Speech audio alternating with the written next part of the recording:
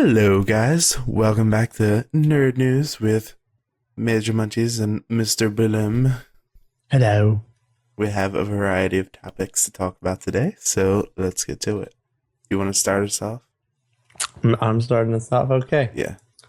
First of all, I'm just going to talk about Dragon Age Inquisition has DLC coming out. So I know you, Nathan, you might be excited about this if you ever finish the game. Same with me. I actually haven't finished it yet. I'm like 100 hours in.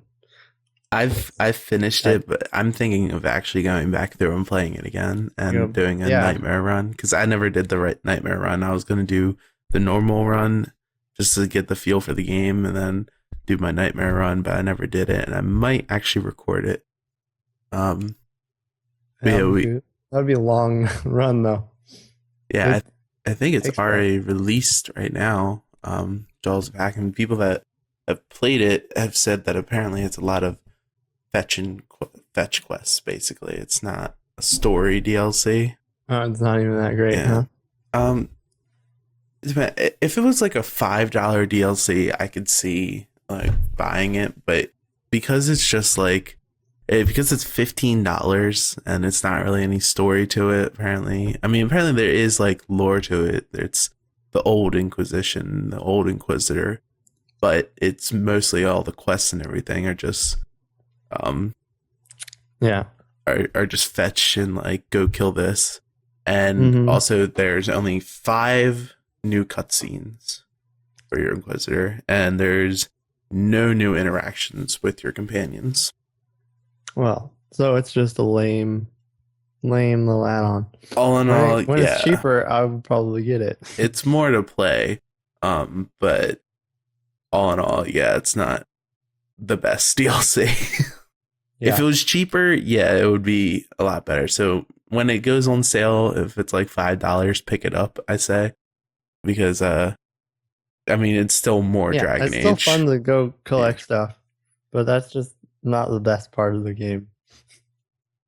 It's more lore for the game and everything, so it's still worth picking up, I think, just not at its current price. Speaking of good games, Batman Arkham Knight.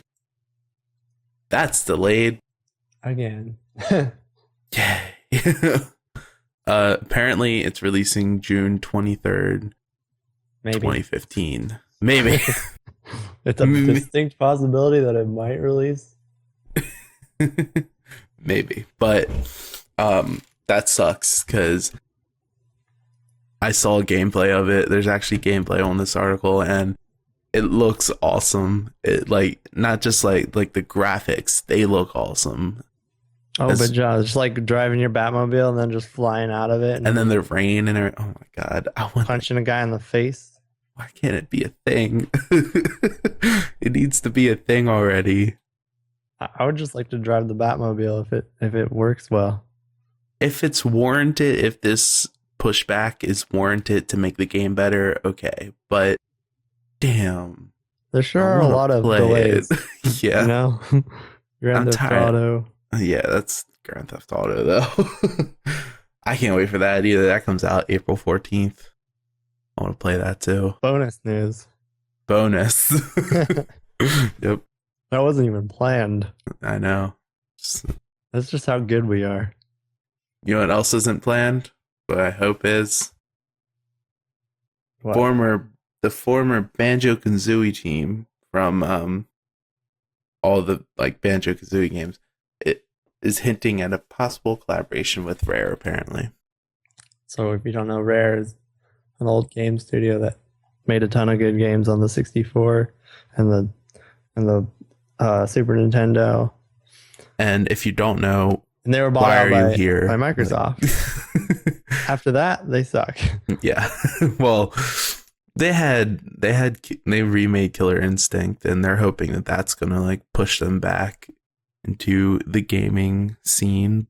But apparently, one of the people that was laid off from Rare and Microsoft has made a company or a studio called Platonic, and is apparently working on a spiritual successor to Banjo Kazooie, sort of like Bloodborne is to Dark Souls. Yeah. So hopefully there's like a sweet platformer kind of puzzly game like Banjo Kazooie. Yeah, and I'm betting it's going to be like really close to Banjo Kazooie too, because it's also apparently it's called Project Ukulele, which is the banjo plays. Yeah. So yeah, I just can't wait for that, because Banjo Kazooie is like my childhood. Like, I loved how hilarious that game was, and it was just super fun to play. It was like an amazing game, and then my grandma got so into it. It was her favorite game. She said she still says to this day it's the best game ever made. Oh my gosh, I love your grandma. I'm inclined to agree with her, because that is an amazing game. It's got some like the best music ever in the game. Oh my god, and like you said, the humor is just amazing. I love all it. The time. And it's just hilarious. I want a new one. And then Nuts. We shouldn't talk about that. Never mind. We shouldn't talk about it. The game that shall not be named. Yeah, it shall not be named. And apparently, Playtonic is looking to fund their game via Kickstarter. So it says their next game that could be the Project Ukulele thing. I hope it is. If it is, I'm throwing all of my money at them. Just take it all. Money. Just give me the game. Insert Fry, the meme with the money, the stack of money in his hand. Yeah. They also say that it's kind of interesting. They say that the story people want to hear is that Microsoft came in and destroyed everything. It wasn't like that. They gave us freedom, almost more freedom than Nintendo gave us. Which is kind of weird, because like, if you we have freedom, let's do nothing. Let's make the worst games ever. Apparently, like 2 of their games was good. There's like considered a success, but like most of their games sucked after Microsoft got them. They made like Connect games, I think, and I was like, no. Come on, Rare. We need you back. We need you back. Oh, speaking of Banjo Kazooie, though, you know what game I really want? I don't know. What? Rocket Robot. That is like the best game. I'd have never played Rocket Robot. That's another game I used to play with my grandma, and because we would always go over to her house and she would watch us. So we would go over there. We'd get there. We'd pop in the N64. We'd either play Rocket Robot or Banjo Kazooie in, and we'd just go. Like, we'd just be there all day. All day. Yeah. She'd make us lunch and then right back on there. I love that. Yeah. Playing games with your grandma. I never got to do that. My grandma was not into games. That's what I got. That's how I got into gaming, really. That's why I love games. Because the memories that I have playing them with my grandma, and then memories that I have playing them on my own too. Yeah, really. And then with friends. The nostalgia is like the best part of like the 64 and everything. Because now I can get it out, and I'll dust it off, and I'll play it for like 5 minutes. I'm like, this sucks. Oh no! I think it was like a couple months ago. I went over to her house to visit her, and I was staying there for a couple of days, and we were like, we gotta play N64. So we bust out the N64, right? She puts it in, and she's like, okay, I'm gonna go make dinner. You get started. I didn't move from that seat. I just played Banjo Kazooie all day. Just beat it. And then she came over after dinner, and after we ate dinner, and she played with me. And that's what we did the whole few days that I was there. We played Banjo Kazooie. I could definitely get into Banjo Kazooie or like Conquer or Zelda again. Yes. Anyone can get into Zelda. Again, but I have to play it with someone else. I can like play the whole thing by myself. Yeah. It's definitely fun because like the humor factor of Banjo Kazooie, my grandma would also add to that. Because okay, I don't know if anyone played Banjo Kazooie, but there's this shark in it called Snackers, right? Snackers, yeah. And he talks. And he talks, yeah. And we would always, my grandma used to crack us up because she would like run into the water, right?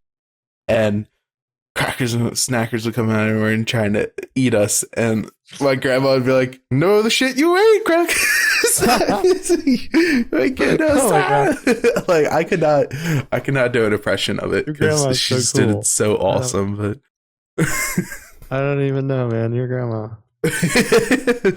Based grandma. Best grandma ever. Yeah, she's the laugh, or she used to make me laugh because there was this teacher I hated. So my grandma has like always been like a badass. She was like, yeah, she would always say like she would come up to my school and because the teacher lesson. No, she said she'll bring her purse, her studded purse, and smack the teacher to death. Okay. Because the teacher, grandma, man, like kind of called me fat. So it was like, I'm just remembering this. I'm sorry, this has nothing to do with news. I don't care. I want to hear it. Okay, so this teacher kind of called me fat and said that I should start walking with them and like around the school. And she said, "You know what I'm gonna do? I'm gonna go to your school, and while you're walking with them, I'm gonna wait behind the corner. I'm just gonna come out and close on with my purse. And I'm gonna beat the hell out of them for you." That would be amazing. I was like, "Yes, Grandma. Get me expelled. Thank you." Story about your grandma is just like even better. Gets better. You know what gets better? No waste coating. That not yet. We still got 2 more gaming topics, and then we'll go into the nerdy side stuff. Okay, I want to talk about this. I know you do. Okay, but you know it does hopefully get better. Hopefully, I don't even know if that was a transition, but anyway, Creative Assembly, people that made Alien Isolation, is developing another multi-platform AAA blockbuster for all of the things. It's gonna be another Alien Isolation. I hope so. It'll be different, obviously, but yeah, I hope they continue with the they say they want to, but I hope they continue with the Amanda Ripley person because I'd like to see more of I don't really know what they kind could of alien-esque. do. Yeah, I really don't know what they could do with the story. They say they have a bunch of ideas fumbling around right now, but just like hot potatoing. Yeah, all around. But if they could do something that works, I would love them for the lives. The lives. All the lives. It'll be another really expensive game that'll probably be delayed like 40 times. But when it comes out, it should be worth it because Alien Isolation was a great game. Let's have it for movie games in 2014. We got Shadows of Mordor and Alien Isolation, and they were both great games. Yeah, that's crazy, huh? Usually they suck. I know, almost always. But they are directly based off of a movie. That's the biggest help. Oh yeah, they were just in the movie universe. Yeah. Maybe that's the way you gotta do it. And but the other thing is they brought something new to the table. Alien Isolation, I see them more of a just perfecting their craft. Shadow of Mordor brought something new to the table of the Batman mechanics and Assassin's Creed mechanics. They brought the whole general thing. Nemesis system. Yeah, Nemesis.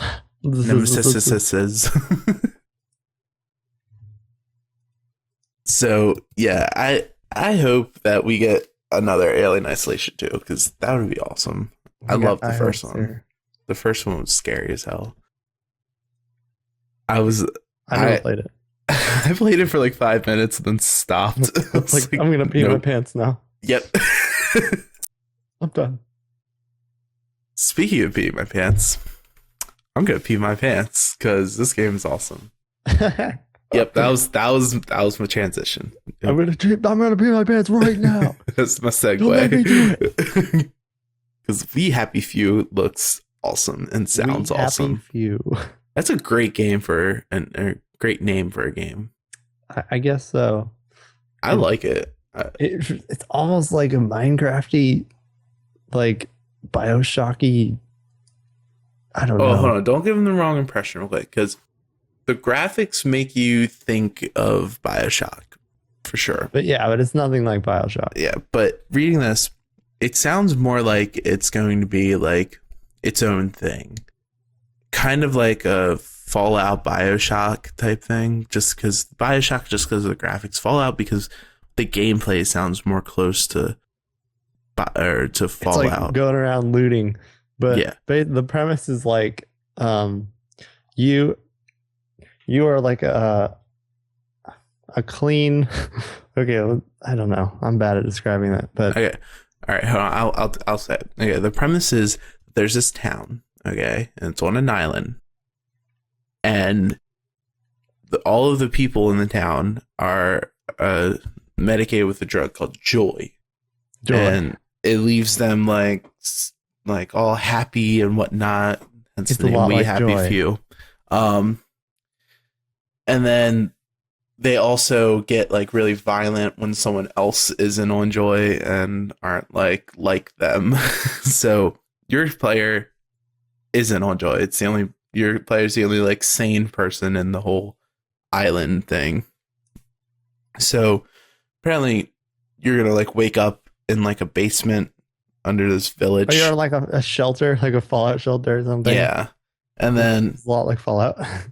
you have to, or you come up and you realize that all these people are like starving and stuff. So you have to go loot the town. No, I think you're starving and hungry, and you're starving and thirsty, and that's why you need to leave your shelter and go into this town to find supplies. Okay. Yeah, I see it. Okay. So yeah, what really struck me as cool about this game was that one, the use of joy in it. So the joy being drug. So your player, although they don't do like I guess the it doesn't drug affect joy, you the same way. Yeah. You don't like become like a mindless zombie, but you have like more vivid colors in your vision when you're on joy. You can overdose. Yeah, it's also the use of joy to like infiltrate houses and stuff and get past traps. That's awesome. I love that because it really, like the article says, it gives you like a risk reward factor. Like, do I want to take this now, get this, or do I want to take it later? Or like if I take this now, I could like end up in a fight after I come off of it and then die. It's I really like that whole mechanic there, with especially with the traps and everything that can detect if you're on joy. You'll have to like weigh when to use it, and apparently there's water that will be like infused with joy. Yeah, that you can drink, or you can take a shot. Apparently, when like looting houses and stuff, you have to incapacitate or like kill or whatever all the people in the house. Then you can lock doors, and then you can go around and scavenge. But certain places will be trapped with booby traps everywhere, apparently, with like sensors that can detect if you're on joy. If you are on joy, they'll like kill you or like go off. If you aren't on joy, I think words. But if you, I just butchered that. Yeah, basically, if you're not on joy, then they'll be able to detect that, and whatever, you'll be alerted, or the town will be alerted, and it's just a weird. Samuel L. Jackson would be disappointed in me. Yeah, come on, man. He would be disappointed. I am disappointed. That's what I am. Anyway, the trailer looks interesting. It doesn't show a lot, but it doesn't show a lot of like gameplay or anything. But yeah, it sets the tone really well. It sets like everybody the humor is just like of it sickeningly happy. The announcer guy, he was hilarious. Yeah, I liked him. All right. So anyway, I'll let you segue into your favorite article today. I got nothing to segue, but this is my favorite thing. It's non-stick, no-waste coating that you can put on plastic bottles or toothpaste or anything. So basically, it's like a liquid coating that sticks onto the plastic so that anything inside doesn't get stuck on the bottle. So like ketchup, no more of that like hitting it on the table and like wasting all the ketchup that's left at the bottom. No, it just slides right out. Watch these videos, man. You'll be amazed. Yeah, Mayonnaise. it's awesome. I can't The wait mayonnaise for this just to be a flops thing. around in there. It's like The other thing is with the food though, with like mayo and everything, they say it's non-toxic and also edible, but does it change is the it really? taste? Like, does it change that's the thing. taste?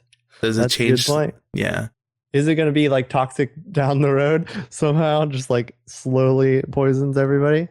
If it We don't know. if it doesn't change the taste, I'm all for it. But I don't care if I get slowly poisoned. it's already awesome for for like glue, as they show, like toothpaste, lotion, all that. It's already awesome for all that stuff.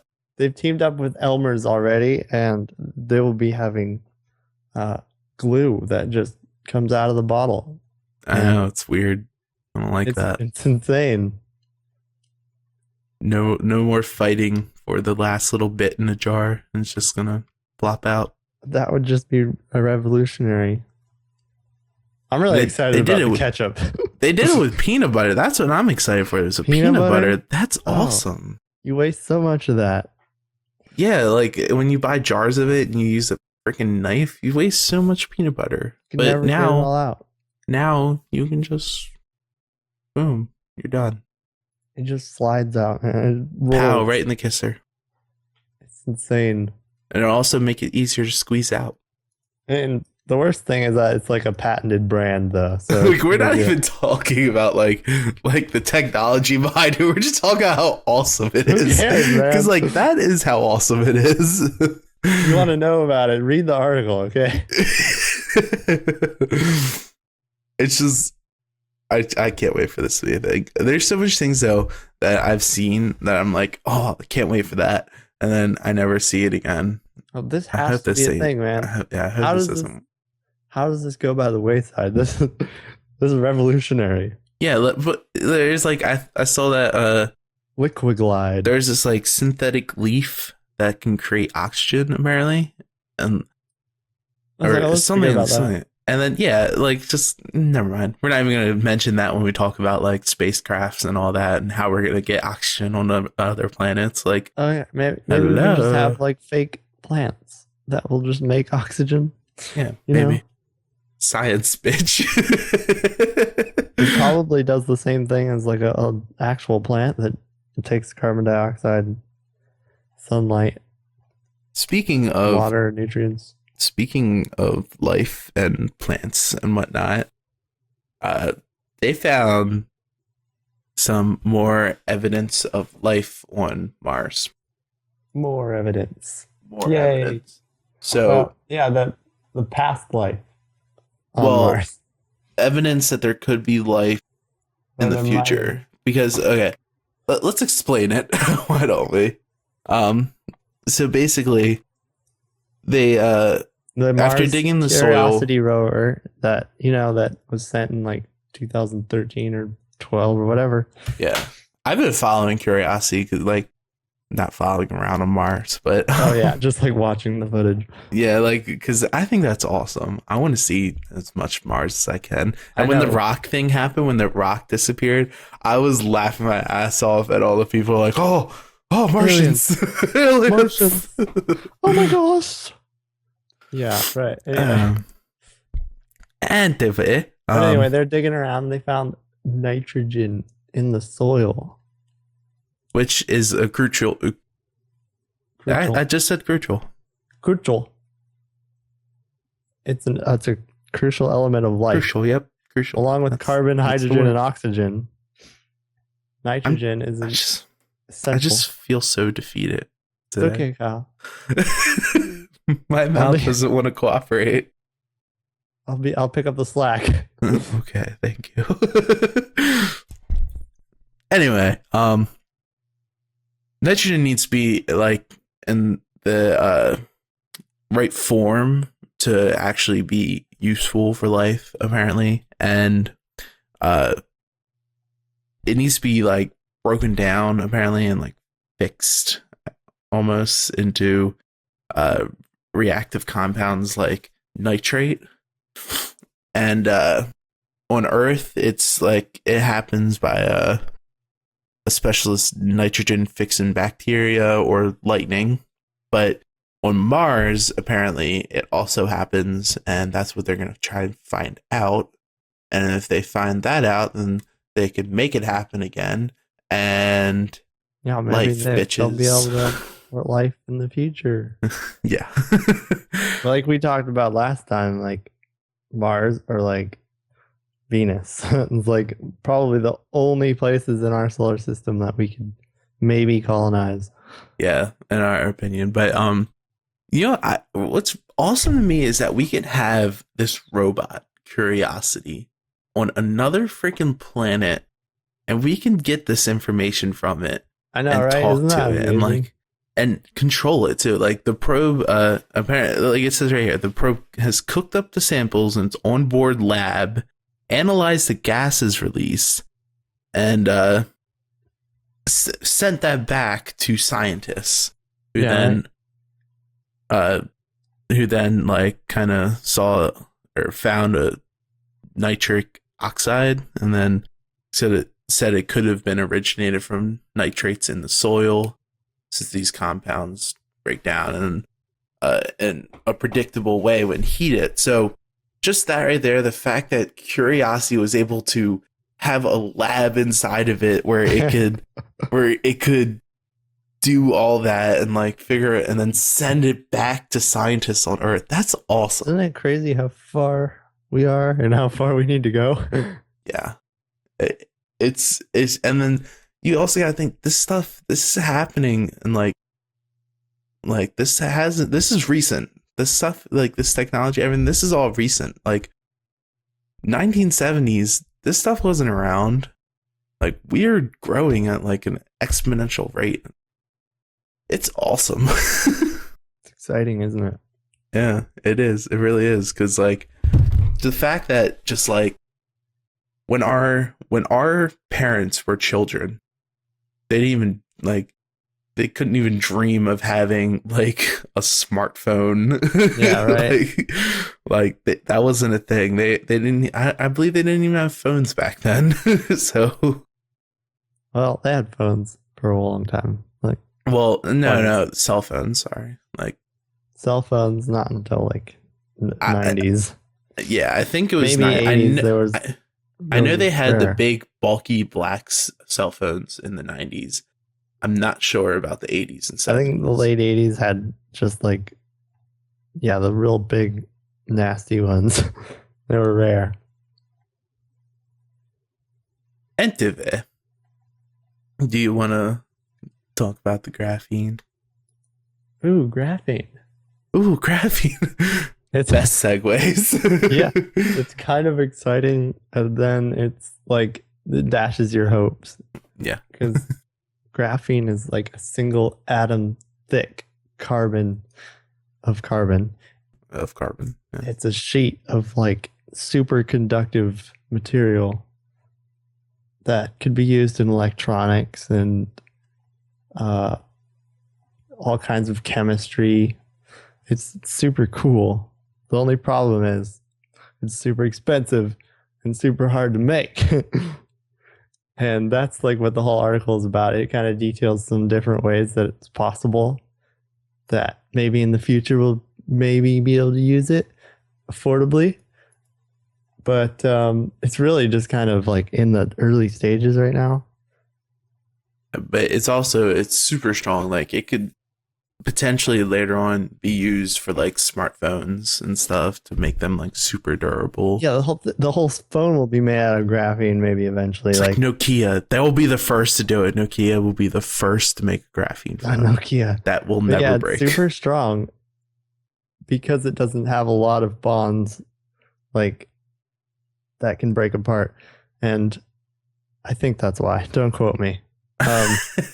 We aren't scientists. We're just trying to We're convey just the trying news. to relate these cool articles to you. Yeah. We're just trying to convey the news on or to in a different format, because I know a lot of people don't like reading articles. Like a lot of people don't like reading in general, but they'll damn well listen to news. Yeah, So right. And so I'll try to be as accurate as I can. But there's just a lot of challenges with graphene that are just hard to get past, and they're expensive. So it's just going to be a while. And then we don't even know if it'll be like possible to bind things to it, if it's going to be used as circuitry, like a PCB that we use now. If it's going to be used like that, it's super slippery. Apparently, it can't like hold. You can't like solder metal onto it. So that's a big challenge that they're going to have to overcome. yeah, and the thing, if it's see, I don't know exactly how strong it is, but my mind is just like making up its strong factor, and I'm just like thinking of all the crap that we could do with it. Like, I wish that they said how exactly strong it is, because I don't see I mean, there's articles on it about that. Yeah, This is not one of them. I want to know though. But graphene, it's cool. You know what else is cool? It's cool. Curing cancer. Not saying this is curing cancer, but apparently it could be a part.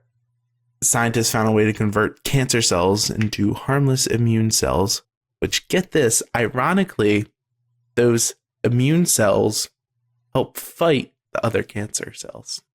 Yeah, it's fancy, but it's also really complicated. Yeah, and they're gonna one of the challenges is they have to find a way to make it clinically viable to do, which they've already found a way for one type of cancer, apparently. Yeah, it's only for like a certain very specific cancer cell that they can turn into kind of like a white blood cell that will attack the bacteria and other cancer cells. Yeah, and then apparently they discovered this by trying to find ways to prevent cancer cells from dying during experiments. Yeah, it's funny. And then this just happened. They like got the opposite of what they were expecting. Yeah. That happens all the time. Yeah, apparently it's going to help the body fight other tumor cells. And there's a lot of science behind it. That I'm not going to explain it because it'll take like forever to explain. And we don't know what we're talking about. We're also not scientists, as we said before, but we really like talking about science and the different cool technology that's being developed and things such as that. But apparently, that I will say this because this isn't too science, but it says after exposing the cells to a certain transcription factor, the scientists observed that they can begin to change size and shape, adopting the characteristic morphology of a type of white blood cell responsible for gobbling up damaged cells or foreign material, known as macrophage. Macrophage. Thank you for the assist right there, because I think you knew that I wouldn't be able to pronounce that word. I think I almost did. Yeah, it's cool. Yeah, it's interesting. And if somehow in the future we can just like turn all of cancer into like white blood cells that just help like our immune system, that would be amazing. Yeah, it's definitely exciting for what they can do with this, because cancer sucks, and you'd hope that we could find with all the technology we have today and all the advancements we're making, that sometime in the near future we can find a cure for it. Hope. Be a part of it, or it could not be, Yep, everyone become scientists so we can fight cancer. Do it right now. Stop what you're doing. Stop watching this video. But apparently these macrophages collect tags from a normal cells or foreign material ready to flag down other members of the immune system for attack. And since these cells came from cancer cells, they will also possess signals that identify them as cancer. So basically, they're making super white cells that can identify cancer. Yeah, they're like the detectors. They're like, that's cancer. Get them, boys, and then like send the crew. I just imagine like in Edge of Tomorrow, which is now Live, Die, Repeat, which is an amazing movie, by the way. The only Tom Cruise movie that I've ever like loved. That was a good movie, yeah. But I just always get reminded of the alphas from that movie. That's what I have. That's what you imagine. Yeah, like okay. all the white cells, and then the alpha is this macrophage. The alpha is just like, go for it, guys. Yeah. I don't know why they'd ever send an alpha into battle, because that just kind of like screwed them. That was a big thing, but I think actually, I think one of the theories that I came up with is that they need the alpha on the battlefield, maybe for the alpha, or for in order to be able to like reverse time.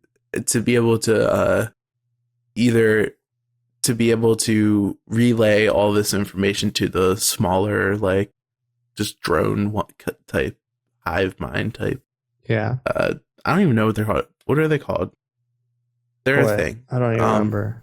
I don't think, did they ever even name them? I don't know. They were aliens from another universe. But I think either the alpha needed to be there for that, or the alpha needed to be there for the omega to reset the day. Either way, it is a little bit of a plot hole. I can go in though. The end of that movie, I know this has nothing to do with cancer and immune cells, but I like the end of that movie is really confusing for a lot of people. And basically, you have to think of it as, what, I'm not going to spoil the movie, but just when you watch that end, just think of the Omega as existing outside of this of time, outside of the resets. He exists in his own little plane outside of all of that. So when the reset happens, he retains all of his information. He retains everything and doesn't change at all. Yeah, I guess so. That's the only way that he can like continue to live the day over and actually gain anything from it. And then that would be, I could explain it better if I was to spoil the movie, but anything, if you don't want it, I mean, if you haven't seen it, I want you to go watch it, because that's an awesome movie. It's a pretty good movie. Yeah. Real quick, that was our last plan article, but I just saw this. You go become a scientist and cure cancer. Yes. And then discover more of these crabs, because we weren't planning on talking about this, but I just saw this and these guys look amazing. Apparently, there's 2 new species of vampire crabs discovered. Vampire crabs. They look scary as hell. Oh my god. Apparently they're from Java, and they have purple claws, or one has purple claws, the other has orange nippers. Nippers? And they have these yellow eyes, dude, that like just, oh. Oh god. No, thank you. And how could we finish this episode without talking about the man with 2 functioning penises? Oh, I'll let you talk about that, because I didn't see that. I haven't even. Was it like an ad? Oh my goodness! There is a picture of his 2 penises. Definitely there.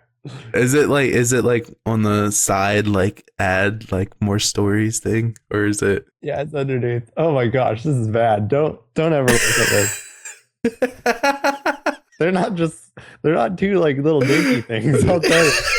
2 little dinky things. No, he's got 2 big ones. Just like tie him into a braid. Yeah, you can tie them up. Anyway, thank you guys for watching. We will see you guys next time. Scarring. Yeah. We'll see you guys next time on Nerd News with Major Munchies and Mr. Balloon. Goodbye.